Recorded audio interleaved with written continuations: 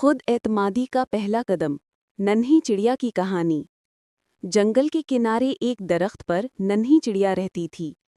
उसके पर मजबूत थे मगर वो कभी उड़ने की हिम्मत नहीं करती थी। रोज देखती कि दूसरे परिंदे आसमान में परवाज कर रहे हैं, लेकिन वो सोचती अगर मैं गिरी तो सब मेरा मजाक उड़ाएंगे। एक दिन हवा तेज चलने लगी और घोंसला हिलने लगा।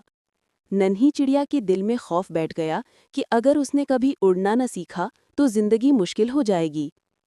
उसकी माँ ने प्यार से कहा, बेटी, पहला कदम हमेशा मुश्किल लगता है, लेकिन जब उठा लो तो दुनिया आसान हो जाती है।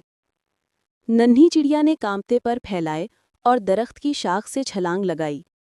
शुरू में नीचे गिरने लगी, लेकिन उसने हिम्मत न छोड़ी। चंद ही लम्हों में उसके पर हवा के साथ तेज हरकत करने लगे और वो आसमान में बुलंद हो गई। नीचे सब परिंदे तालियां बजाने लगे। नन्ही चिड़िया की आंखों में खुशी के आंसू थे।